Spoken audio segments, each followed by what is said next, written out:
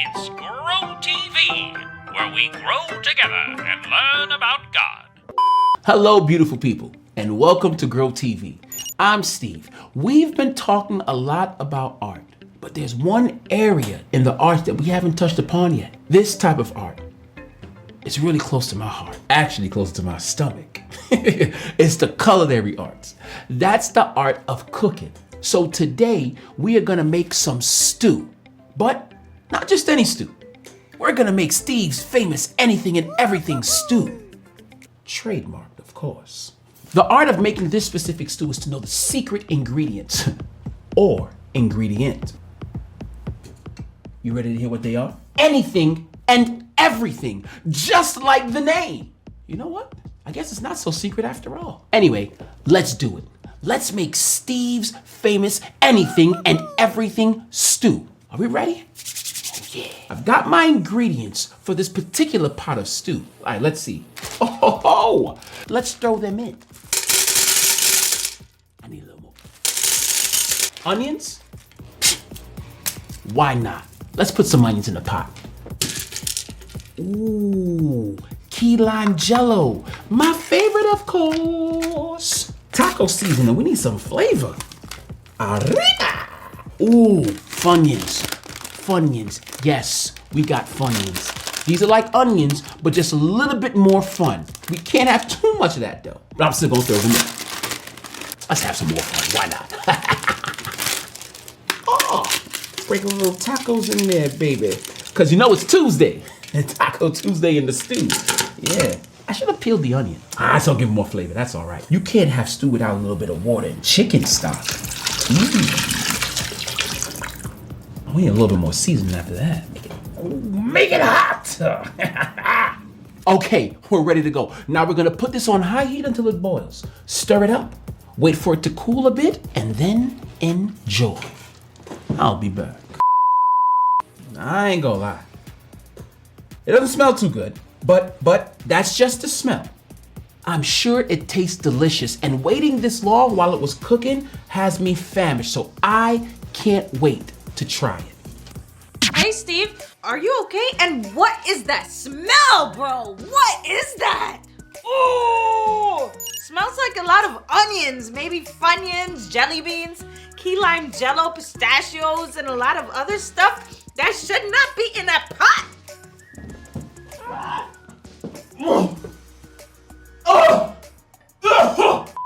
Hey Stacy, what's up? I was just making my famous anything and everything stew, trademarked of course. And well, I actually used to call it death in a pot. Trademark. Actually. What?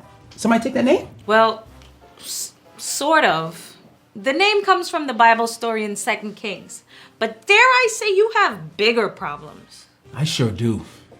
I've got two big problems. First, how do I fix this stew? And second, how do I get this taste out of my mouth? Well, maybe I should go ahead and tell you about the 2 Kings story. It's about a time when God uses the prophet Elisha to fix a pot of stew that was pretty awful too. Oh, well, okay, all right, well, tell me more. The story comes from 2 Kings chapter 4. God's prophet Elisha was going back to a place called Gilgal. There was a famine there. Sounds like a perfect place for my famous stew. I mean, before today. Wait, did Elijah have a famous stew? Not really. Elijah was going to hang out with other followers of God when he asked the workers to cook some soup for him. One worker went out to get some ingredients for the soup. He found a wild plant, picked its fruits, and added it to the soup. No one knew what kind of plant it was, though. You know, that sounds like a guy who shares my talents in the culinary arts. Find a plant, pick its fruit, don't know what it is, who cares? Let's just toss it in there. Well, the people began to eat the soup, and the problem was it was awful. In 2 Kings chapter 4, verse 40, the stew was poured out for all the men. But as they began to eat it, they cried out, "Man of God, there is death in the pot." And they could not eat it. Death in a pot. Oh, I still think that's a really cool name for a stew. Bruh. All right. The stew was a big problem. They couldn't just throw it out. There was a famine in the land and food was scarce. But they also couldn't eat this death in the pot. I take it back. That is kind of a cool name. You see? So God helped Elisha figure out a solution. Elisha put some flour into the soup, and God used the flour to make the soup actually good. Flour? Hold on there. You do realize it wasn't the flour that fixed the soup, right? It was God. Oh, yeah, right. Later on, a man brought Elisha 20 loaves of bread. Elisha told him to give it to the people to eat. That's a lot of bread. Not in this case, because there was 100 people to feed. How could you only have 20 loaves of bread and feed so many people? You see, that's another big problem. But wait, I know that there are other stories in the Bible where God takes a little bit of food and feeds a lot of people. And there's even usually leftovers. Leftovers. And that is exactly what happened here. In verse 44, it says that he set it before them, and they ate and had some left over, according to the word of the Lord. Boom! Problem solved. God helped Elijah solve some big problems in this story. And when we are able to listen and respond to God, God shows us how to solve problems around us too. Because God helps us solve big problems. As for your problem, I think you need to rename your stew Steve's Famous Not Just Anything Stew. And find some ingredients that actually go together. Oh, and that taste in your mouth, you gotta brush your teeth maybe. Yeah, I'm back. Woo! That did it. Well, just for now. And yeah, Steve's Not Just Anything Stew sounds great. You know what? This story actually makes me think of much bigger problems I've encountered in my life and how much God has helped me to solve them. Oh yeah? You know, I used to have lunch with a friend every day. And I started to notice that they didn't have enough to eat. If we were buying our lunch, they wouldn't have enough to get much. And if they packed their lunch, there was just a little scraps. So I started feeling really bad, and I wondered, what could I do to help? Maybe your friend just didn't eat much. I could hear their stomachs from across the table, so, it was a problem. Oh, I'm guessing your friend said no when you tried to give him some of your food, huh? So what did you do? I prayed for my friend. I asked God what to do, and I asked God what I could do. I knew I may not be able to solve the problem completely, but maybe there was something I can do.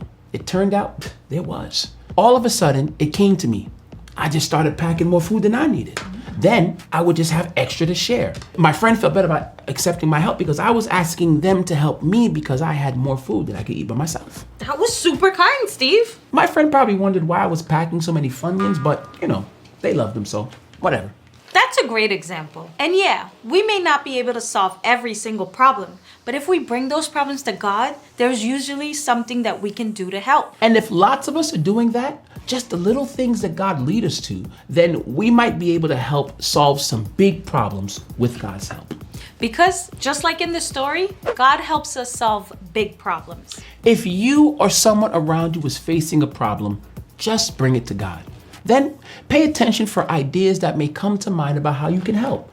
It may be a small thing or a big thing. Either way, God is ready and willing to help us solve the problems we have and the problems we see. It has been a blast making this awful stew with you and learning cool Bible stories with you. It's always good to learn and grow together. See you next time. Peace.